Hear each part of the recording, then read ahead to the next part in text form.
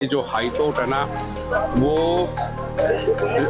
Result दे देता है ultimate, पर जो सुप्रीम कोर्ट है ना वो उसे सच्चाई नहीं पता चल पाती है, वो सिर्फ ऑन पेपर देखता है। न्याय प्रणाली काफ़ी कमज़ोर लगती है हमें, कई बार हम खुद बेबस होते हैं। इस जगह पे हम किसी को कमज़ोर नहीं कह सकते हैं। ये हिंदुस्तान है, कोई कानून बनता है ना तो उसे मतलब प्लस पॉइंट बाद में आते हैं, माइनस पहले आ जाते हैं।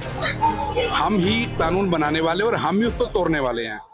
अभी हम कनॉट प्लेस में एंड मेरे को एक अपॉर्चुनिटी मिला एक लॉयर से बात करने के लिए। अभी हम उनसे ये सवाल पूछेंगे कि हाई कोर्ट का जो जजमेंट्स होता है और सुप्रीम कोर्ट का जो जजमेंट्स होता है हमेशा इसमें बड़ा डिफरेंस होता है।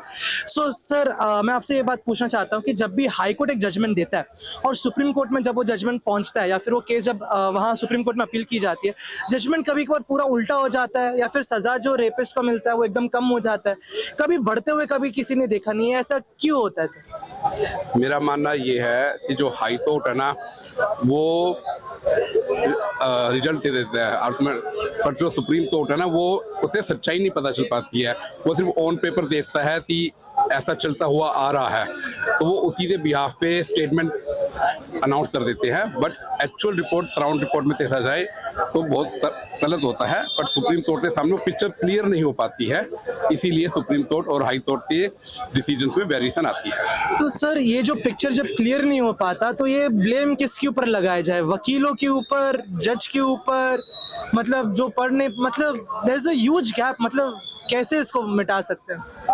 हम यही कह सकते हैं कि हमारी न्याय प्रणाली काफ़ी कमज़ोर लगती है हमें, कई बार हम खुद बेबस होते हैं। इस जगह पे हम किसी को कमज़ोर नहीं कह सकते हैं। बेबस से एक होता आदमी एनालिसिस हो जाता है। सुप्रीम कोर्ट जो होती है उनके पास टाइम कम होता है, जल्दी मामले निपटाने होते हैं। तो इस टाइम गवर्नमेंट का भी ये है कि सारे मामलों को जिसमें पेंडिंग पड़े हैं तो जल्दी से जल्दी निपटाया जाए। मेन रीजन है ये। और जो भी केस हाई कोर्ट से सुप्रीम कोर्ट में जाता है तो उसका सारा एनालिसिस हाई कोर्ट तक हो चुका होता है लगभग, तो कुछ बचता ही नहीं है उसमें। तो सुप्रीम कोर्ट अपने विवेक के आधार पर तो आज़ाद है, कोई भी, हम भी, आप भी सब आज़ाद है, अपने विवेक के अनुसार कोई भी हम निर्णय उसमें दे सकते हैं। अच्छा सर, और दूसरे टॉपिक में जाते हैं हम लोग। तो सर जब डाइवोर्स होता है और हमेशा हम लोग देखते हैं कि जो मेल जो मेंबर्स होते हैं, इवन दो उनके पास उतना कभी क्षमता नहीं होता पेमेंट करने का, लेकिन कोर्ट से इतना प्रेशराइजेशन मिलता है कि तुम आदमी हो, तुमको ये करना ही पड़ेगा, तुम कुछ भी काम करो, दूसरा नौकरी ढूंढो और अपने बीवी को आधा एलिमनी दो।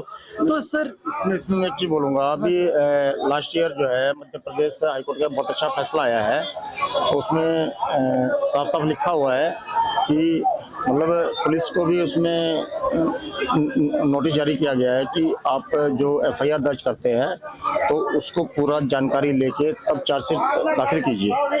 तो उससे क्या हुआ है कि महिलाओं को उसमें जो भी आरोप लगाती हैं तो ऐसा नहीं है कि कोर्ट तुरंत उसको मान लेगा, तो वो केस बिल्कुल उल्टा हुआ, उसमें महिला को सजा हुई है।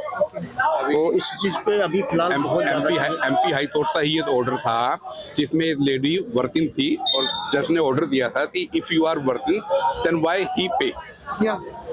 तो वो कोर्ट भी धीरे धीरे उस चीज को एनालाइज कर रही है कि इस कानून का मिसयूज ज्यादा हो रहा है। यूज होना चाहिए बट कुछ लोग हमारे जो या कानून की जो लचीलापन कह सकते हैं कि वो इस चीज का मिसयूज ज्यादा हो रहा है। ओके सर, लेकिन आपको अभी आप लॉयर ओवर आप प्रैक्टिस कर रहे हो तो आपको ये लगता है कि जो कोई भी ग्रुप हो, कोई भी थोड़ा सा छोटा लूप होल जब मिल जाता है तो लोग उसको बहुत ही ज्यादा गंदा फायदा उठाने लग जाते हैं? ये हिंदुस्तान है, कोई कानून बनता है ना तो उससे मतलब प्लस पॉइंट बाद में आते हैं, माइनस पहले आ जाते हैं।